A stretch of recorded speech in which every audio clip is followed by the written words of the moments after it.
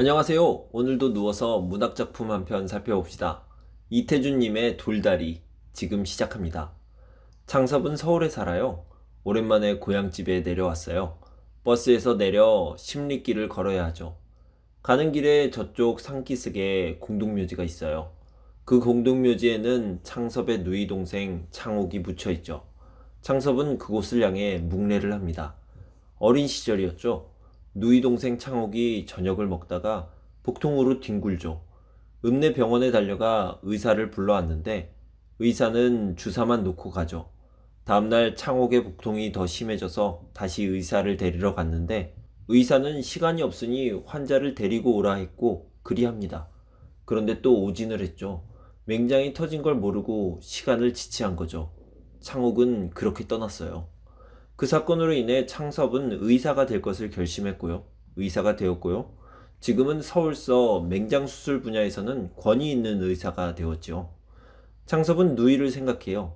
누이에게 앞으로 새 병원 건물에서 좋은 의료시설을 갖추고 자기 진찰실에는 창옥의 사진을 확대해서 걸어놓겠노라고 약속하죠. 좀 더 가니 이제 창섭인의 농과 밭이 나타납니다. 창섭의 아버지가 밭 둘레에 손수 쌓으신 돌각 담들도 보이죠. 창섭의 아버지는 근면 성실함으로 그리고 검소함으로 소문난 사람이에요. 그러나 아버지는 물려받은 농과 밭을 거의 늘리지 못했죠. 그렇게 열심히 살았는데도 말이죠.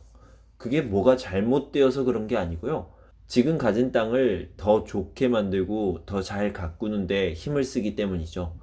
돈을 아끼고 아껴 남는 돈으로 사람을 사서 삐뚤어진 논의 지경을 바로잡고 밭에 돌도 고르고 개울에 뚝도 설치하고 그러죠. 그러다가 이제 아들이 의사가 되니 학비가 안 들어가잖아요. 그러니까 더 많은 돈을 땅 가꾸기에 투자해요. 동네 길도 닦고 읍내까지 가는 길도 정거장까지 가는 길도 다 닦아놓습니다. 장섭의 아버지는 웬만하면 소작을 주지 않았어요. 자기가 직접 농사를 지었죠.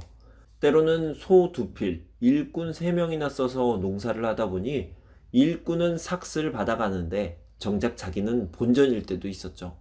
그러나 창섭의 아버지는 서러워하기는커녕 그 논이 점차 좋아지고 실해지고 있음에 흐뭇해하죠.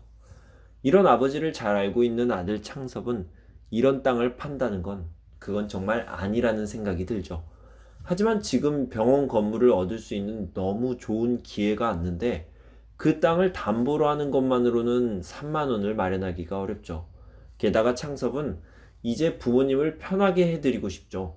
땅이 있는 한 나이 드신 아버지도 몸이 약해지신 어머니도 결코 소작 주고 쉬지 않으실 거란 걸 알기에 방법은 딱 하나, 땅을 팔고 서울로 모시는 것뿐이었죠.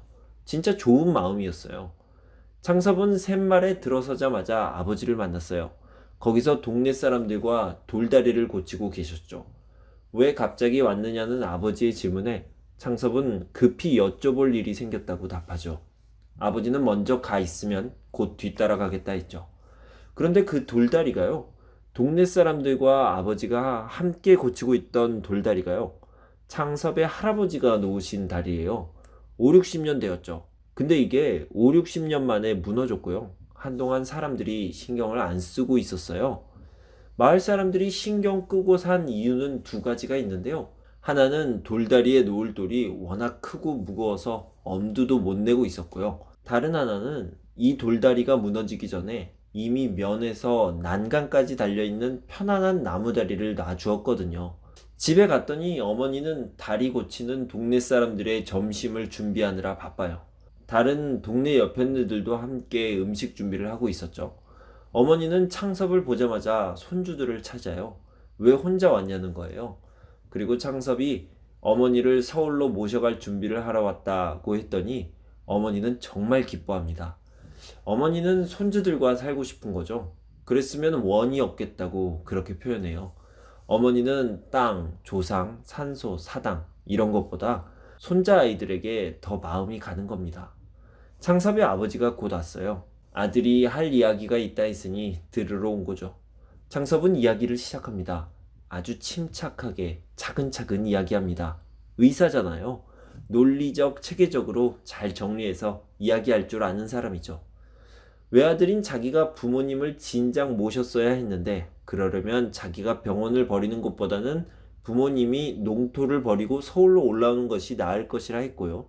병원은 계속 환자가 늘어서 병실이 부족해 오는 환자의 3분의 1만 수용하고 있는 상황이고 마침 저렴한 병원 건물이 나와서 농토를 팔면 그것을 구매할 수 있고 그러면 농토에서 나오는 수익의 3배 이상을 얻을 수 있다고 했죠.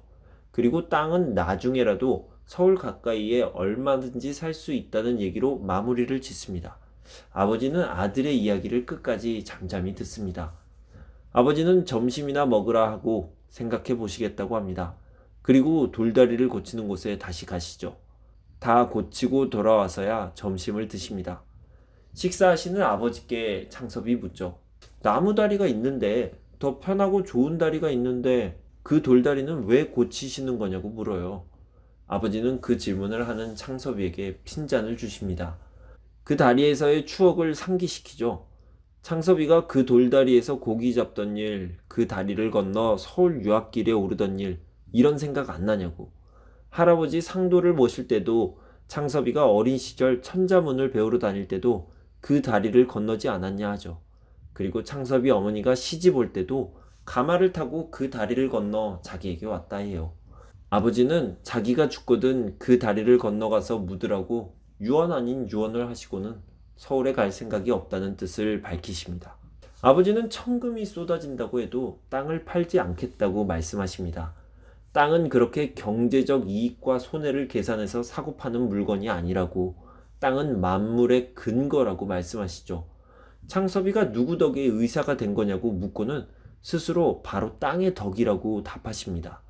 사람들이 땅을 밟고 다니니 땅을 우습게 여기는데 땅처럼 신뢰할 수 있는 게 어디 있냐 하십니다. 하늘보다 더 신뢰할 수 있는 게 땅이라는 말씀도 하세요. 그런 땅을 무시하고 홀대하는 이들은 죽어서 어떻게 땅으로 돌아갈 수 있겠냐고 해요. 아버지의 이런 생각은 정말 강한 신념, 어떤 종교적인 신념이었어요. 여기까지는 어찌 보면 창섭의 제안에 대한 아버지의 거절 정도였어요. 이제 아들의 삶에 대한 조언으로 이어집니다. 아버지는 창섭의 계획이 엉뚱한 욕심이 아닌 줄은 알지만 그래도 욕심을 부리지 않도록 더 주의하라 하시고 의술은 인술이니 더 진실하게 살라 하시죠. 그에 덧붙여 창섭이가 가업을 이어가지 못한 것이 좀 아쉽지만 아들이 자기 길을 가는 것을 탓할 수는 없는 노릇이라고, 그게 또 좋은 일이니 괜찮다 합니다. 그러나 이제까지 이뤄놓은 농토를 아들이 아닌 다른 사람 손에 맡기게 되어 좀 아쉽다는 얘기를 해요. 남의 손에 맡기게 되어 아쉽다? 이 말에 창섭은 팔지 않으면 될 거 아니냐고 묻죠. 근데 그에 대한 아버지의 답은 유산 상속에 관한 유언으로 이어집니다. 아버지가 죽은 뒤에 외아들인 창섭이에게 그 소유권이 넘어가면 창섭은 결국 소작을 부리는 지주가 될 거라는 거죠. 그래서 아버지는 자기가 죽기 전에 농토를 팔 거라고 합니다. 돈에 파는 것이 아니라 사람에게 판다는 겁니다. 당장 돈은 없지만 성실하게 그 땅을 가꿀 사람들을 미리 봐뒀어요. 그 사람에게 팔고 죽을 건데 그들은 땅값을 한꺼번에 낼 여력이 없으니 소출이 날 때마다 조금씩 갚게 될 거라고, 그렇게 창섭이가 그걸 받게 될 거라고 하죠. 창섭은 말이 없습니다. 아버지는 단호하지만 따뜻합니다. 미안해요. 자식의 제안을 받아들이지 못하는 것을요. 자식의 제안이 나쁜 게 아니라는 걸, 아니 효도하고픈 마음에서 비롯된 거라는 걸 아는 듯하고요. 아버지는 말을 마치고 다리 고치는 곳으로 다시 가십니다. 어머니는 눈물을 흘리시며 창섭에게 말하죠. 아버지 고집이 보통이 아니라는 걸 알지 않냐고. 창섭은 어머니께 말하죠. 아버지가 어떤 사람인지 오늘 더 잘 알게 되었다고. 아버지는 정말 훌륭한 사람이라고. 창섭은 코끝이 찡해요. 아버지의 멋진 신념에 감동해서가 아니에요. 아버지의 신념을 듣고 나서 자기와 아버지의 세계가 격리된 느낌이 들어서 그랬죠. 창섭은 그날 저녁차를 타고 서울로 올라가요. 그 돌다리를 건너서요. 창섭이 간 후에 아버지는 잠이 안 와요. 하루 종일 다리를 고치느라 고단했는데도요. 백낙천의 시를 생각해요. 제비 이야기가 담긴 시예요. 제비는 배고파도 새끼를 먼저 먹이지만 새끼가 장성하면 새끼들은 미련 없이 부모 곁을 떠나고 결국 늙은 부모 제비만 남는다는 내용이죠. 창섭의 아버지는 다음날 일찍 돌다리로 나와서 튼튼한지 확인하고 또 다시 집에 가서 세면도구를 가져와서 세면과 양치를 합니다. 그리고 관리만 잘하면 이 돌다리가 만년도 버틸 거라고 하죠. 소설은 이렇게 끝납니다. 땅의 가치를 경시하는 물질 중심 사회에 대한 비판을 그린 이 소설은 1943년 국민문학을 통해 발표되었습니다. 감사합니다.